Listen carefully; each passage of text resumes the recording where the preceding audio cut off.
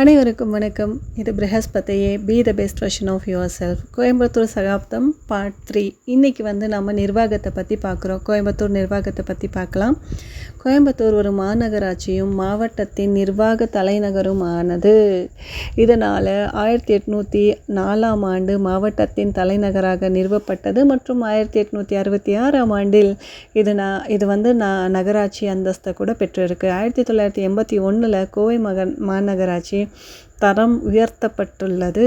இந்த நகரம் கிழக்கு, மேற்கு, வடக்கு, தெற்கு மற்றும் மத்திய என 5 நிர்வாக மண்டலம் அப்படின்னு சொல்லுவாங்க இல்லையா, அந்த மண்டலங்களாக பிரிக்கப்பட்டுள்ளது. ஒவ்வொரு மண்டலமும் 20 வார்டுகளாகவும் பிரிக்கப்பட்டிருக்கு.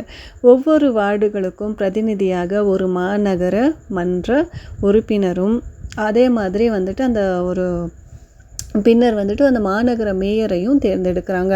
மாநகராட்சியில் நிர்வாக பிரிவு ஒரு மாநகர ஆணையரின் தலைமையில் உள்ளது. இது குடிநீருக்கு அப்புறம் கழிவுநீர் சுத்திகரிப்பு, அதே மாதிரி சாலையோட அந்த பராமரிப்பு, இது எல்லாமே அவங்க ப்ரொவைட் பண்ணிகிட்ருக்காங்க. அதை கொடுத்துட்ருக்காங்க. நெக்ஸ்ட் மாவட்ட அரசியலால் நிர்வகிக்கப்படுகிறது. கோயம்புத்தூரில் உள்ள மாவட்ட மேல்முறையீட்டு நீதிமன்றம் கோயம்புத்தூரின் நீதி நிர்வாகத்தை மேம்படுத்துகிறது. நீதினா அவங்களுக்கு நமக்கு தெரியும், ஜஸ்டிஸ், கோர்ட்டு அந்த மாதிரி. ஸோ இதே மாதிரி கோயம்புத்தூர் காவல்துறை ஒரு தமிழக காவல்துறை ஆணையரின் தலைமையில் கீழே தான் இயங்குது. இந்த நகரத்தில் 18 காவல் நிலையங்கள் உள்ளன. அது 2015 ஆண்டோட அறிக்கைப்படி, இப்போ இருக்க அறிக்கையின்படினா அதை விட அதிகமாகவே நிறைய காவல் நிலையங்கள் இருக்குது. இந்தியாவின் பெண்களுக்கு பாதுகாப்பு அளிக்கிறதுக்காக கோவையில் அதுக்குன்னே தனியாக ஒரு பெண்களுக்கான காவல் நிலையங்களும் உள்ளது. அதில் இந்தியாவின் பெண்களுக்கு பாதுகாப்பான நகரங்களில் கோவையுமே ஒன்றா கன்சென்சஸ் பிரகாரம் எடுத்திருக்காங்க. கணக்கெடுப்பு பிரகாரம் அதை கன்சிடர் பண்ணியிருக்காங்க. கோயம்புத்தூர் பெருநகர பகுதியில் சில பகுதிகள் மாநகராட்சி எல்லைக்கு வெளியே உள்ளது. இந்த புறநகர் பகுதிகள் கிராம பஞ்சாயத்துகள் மற்றும் நகர பஞ்சாயத்துகள் எனவும் உள்ளாட்சி அமைப்புகளாகவும் நிர்வாகம் பண்ணுறாங்க. இந்த உள்ளாட்சி அமைப்புகளில் வார்டுகளாக பிரித்து அவை ஒவ்வொன்றும் ஒரு உறுப்பினரை நேரடியாக தேர்தல் மூலம் தேர்ந்தெடுக்கிறோம். இதில் நெக்ஸ்ட்டு நம்ம இந்த அரசியல் அப்படின்ற ஒரு விஷயத்தை நம்ம எப்படி பார்க்கலாம் அப்படின்னா, கோயம்புத்தூர் அரசியல் அப்படின்னு எடுத்துக்கிட்டோம்னா, இந்த நகரத்தில் தமிழ்நாடு சட்டமன்றத்திற்கு 6 உறுப்பினர்களையும் இந்திய நாடாளுமன்றத்தை 1 உறுப்பினரையும் தேர்ந்தெடுக்கிறாங்க. இது 2015 கணக்கெடுப்புப்படி. நகரத்தில் 6 சட்டசபை பேரவை தொகுதிகள் உள்ளது. கோயம்புத்தூர் கிழக்கு, கோயம்புத்தூர் மேற்கு, சிங்காநல்லூர், தொண்டாமுத்தூர், கவுண்டம்பாளையம் மற்றும் கிணத்துக்கடவு, இந்த மாதிரி நிறைய ஒரு பெரும்பாலுமான பகுதிகளில் அதை தொகுதிகளுக்கு கீழே வருது. இது ரொம்ப இதை பற்றி அரசியல் பற்றி பேசணும்னா மிகப்பெரிய விஷயமா பேசணும். ஸோ இது நம்ம ஒரு குறுக்கமான ஒரு சின்ன ஒரு குறிப்பிட்ட ஒரு விஷயங்களை பற்றி சொல்லணும்னா, இது வடக்கே உள்ள நீலகிரியுமே தமிழ்நாட்டு இந்த கோயம்புத்தூரை தான் சேருதுங்க. அதே மாதிரி சில நகரப்போர் பகுதிகள் இருக்கும்ல, பொள்ளாச்சி கூட இது கூட தான் சேருதுங்க.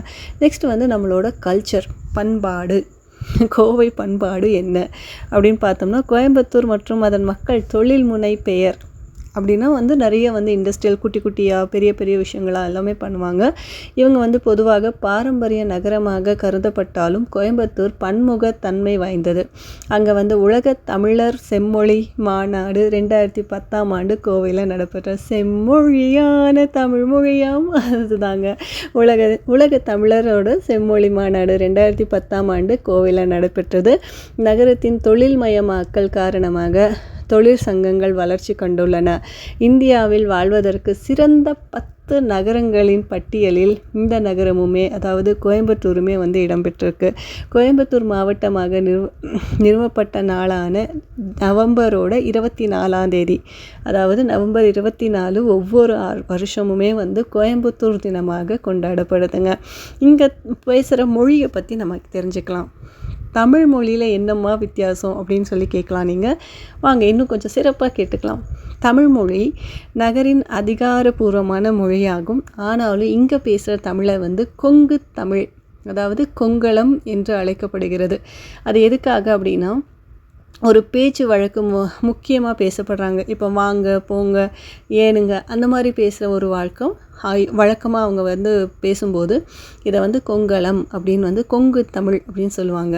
கோயம்புத்தூரின் கணிசமான எண்ணிக்கையில் ஒன்று தெலுங்கு மக்கள், கன்னட மக்கள், மலையாளிகள் மற்றும் வட இந்தியர்கள் இங்கே இருக்காங்க. இதில் 2011 மக்கள் தொகை கணக்கெடுப்போட பட்டியலில் இடம் பிடிச்சிருக்கவங்கன்னு பார்த்திங்கன்னா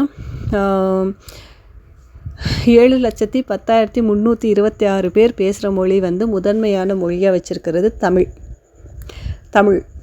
அதை தொடர்ந்து முதன்மையான லாங்குவேஜாக வச்சுருக்கிறது, முதன்மையான மொழியாக 17,336 பேர் வந்து தெலுங்கு.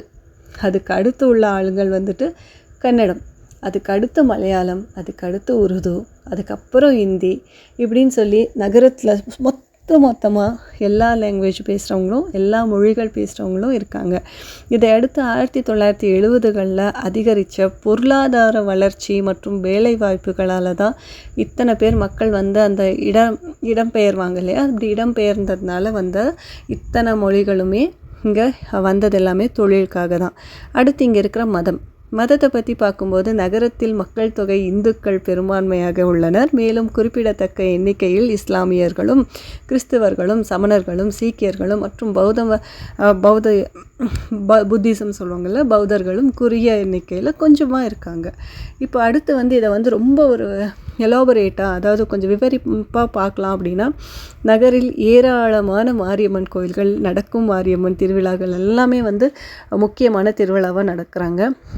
கோணியம்மன் சொன்னல, அந்த மாதிரி கோணியம்மன், தண்டு மாரியம்மன், இந்த மாதிரி பிளாக் மாரியம்மன், இப்படி 1000மான விஷயங்கள் எல்லாமே அங்கே இருக்குது. அதை தாண்டி நகரின் முக்கிய இந்து கோவில்கள் அப்படின்னு எடுத்துக்கிட்டிங்கன்னா பேரூர் பட்டீஸ்வரர் கோயில், நாகசாய் மந்திர், கோணியம்மன் கோயில், தண்டு மாரியம்மன் கோவில், ஈச்சனாரி விநாயகர் கோயில், முந்தி விநாயகர் திருக்கோயில், பெரிய பிள்ளையார் உள்ள கோயில், அது மருதமலை முருகன் கோயில், லோகநாயக சனீஸ்வரர் கோயில், வரத ஆஞ்சநேயர் கோயில், மாசாணியம்மன் கோயில், காரமடை அரங்கநாதர் சுவாமி கோயில், அப்பா மறந்துட்டேன், ஈஷா ஆதியோகி சிவன், இப்படி சொல்லிக்கிட்டே போகலாம். நிறைய கோயில்கள் இருக்குது.